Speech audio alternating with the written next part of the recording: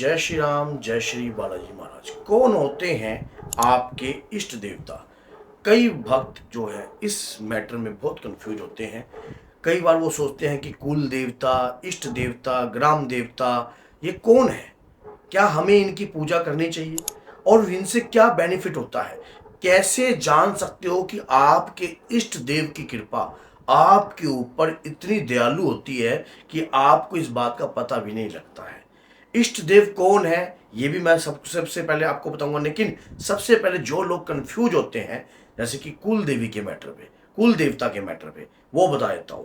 जो आपके परिवार में, हाँ, मान लो जी कुल देवी देवता की पूजा होती है, जैसे कि हर क्षेत्र की अपने अपनी अलग होती है। हिमाचल के कुल देवी देवता अलग होते हैं, उसी प्रकार से उत्तराखंड के अलग होते हैं, और अपने राजस्थान के अलग होते हैं, कर्नाटका के अलग होते हैं। अपने अपने जिस जिस एरिया का व्यक्ति रहता है उसके कुल देवी देवता, जो उसके खानदान में जिस भी देवी शक्ति की पूजा हो रही है वो तो उसके कुल देवी देवता हो गए। लेकिन इष्ट देव कौन? क्या हमारे इष्ट भी वैसा कार्य करते हैं जैसे कुल देवी देवता करते हैं? और इष्ट देव कौन होता है, सारी जानकारी आपको इस वीडियो में प्राप्त हो जाएगी। अगर आप हनुमान जी के भक्त हो तो चैनल को सब्सक्राइब कर दीजिए, ताकि और शेयर कर दीजिए, ताकि और भक्त भी इस वीडियो के माध्यम से जुड़कर जान सके कि उनके इष्ट देव की पूजा करने से, इष्ट देव कौन है ये जानने से उनके अंदर की ऊर्जा और बढ़ जाती है। देखिए, इष्ट की कृपा भरपूर होती है, भरपूर कृपा प्राप्त होती है इष्ट की, लेकिन कैसे होती है, इष्ट आपके कैसे सहयोग करते हैं ये जानने का विषय है। सबसे पहली बात, कई लोगों के अंदर कंफ्यूजन ये होती है, अगर वो ज्योतिष के आधार पर कई लोग गिनते हैं जैसे कि उनकी राशि महेश है तो क्या उनके इष्ट देव हनुमान जी हैं? अगर उनकी राशि मान लीजिए मिथुन है तो क्या उनके इष्ट देव माँ दुर्गा है? अगर उनकी राशि वृश्चिक है तो क्या हनुमान जी है? तो इस प्रकार से वो कंफ्यूज हो जाते हैं ज्योतिष के आधार पर। मैं आज आपको ये कंफ्यूजन बिल्कुल ही दूर कर दूंगा आपकी, क्योंकि अगर आप वाकई में अपने इष्ट की पूजा करना चाहते हो, अपने इष्ट की कृपा को जागृत करना चाहते हो या उनकी शक्ति को प्राप्त करना चाहते हो, तो इष्ट देव वो है जो आपके इष्ट सखा। मान लीजिए मुसीबत में जब आप घोर विपदा में होते हो या किसी भी प्रकार की आप मान लीजिए आपके ऊपर पहाड़ टूटा हुआ होता है दुखों का, तो आपका सहयोग जो शक्ति करती है वो आपकी इष्ट की होती है, और इष्ट की शक्ति आपके ऊपर कृपा बरसाती है, लेकिन हमें वो दिखाई नहीं देती। लेकिन वो कृपा कैसे बरसती है, किस तरीके से बरसती है, ये जानना सबसे बड़ा है।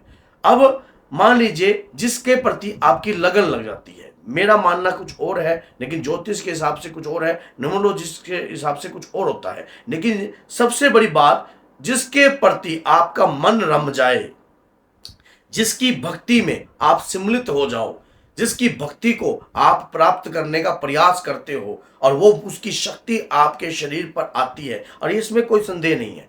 आप मान लीजिए हनुमान जी की भक्ति कर रहे हो तो आपको इष्ट बदलने की आवश्यकता नहीं है। अगर आप माँ दुर्गा की भक्ति कर रहे हो तो, और आपको किसी ने अगर ये भ्रम डाल दिया, अरे भैया आपका कुंडली या ज्योतिष के हिसाब से तो आपके इष्ट तो माँ दुर्गा बनती हैं, माँ काली बनती हैं, और आपका रुझान जो है वो शंकर के प्रति है, तो इसलिए आपको इष्ट बदलने की आवश्यकता नहीं है।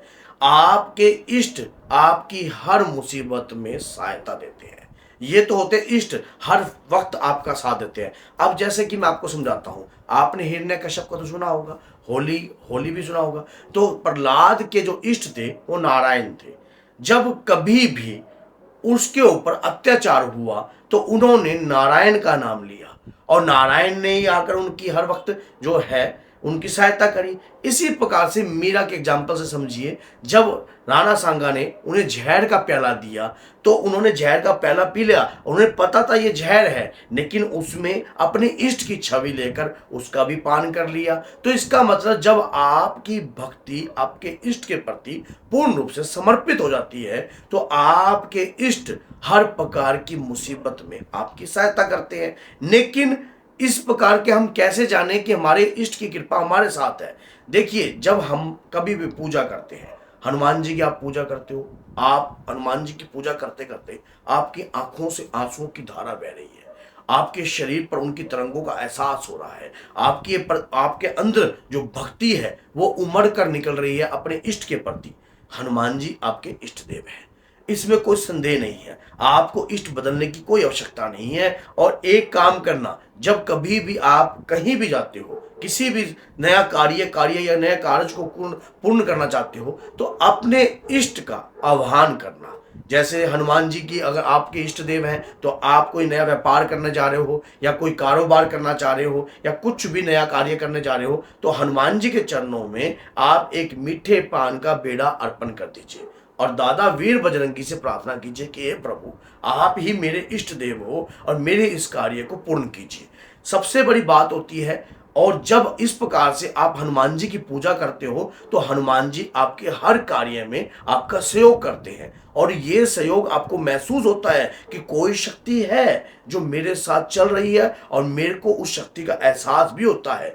जैसी आप भक्ति करते हो, उनकी शक्तियों की तरंगे, उनका तत्व आप में विद्वान होने लग जाता है और धीरे धीरे आपको यह समझ में आने लग जाता है कि मेरी भक्ति से प्रसन्न होकर ही ये प्रभु ने मेरे कार्य को पूर्ण किया है। कई भक्तों के मन में संदेह रहता है, मैं इष्ट किसको बनाऊं, मैं इष्ट किसको बनाऊं, और एंड तक भी वो पूजा को प्रारंभ नहीं करते हैं।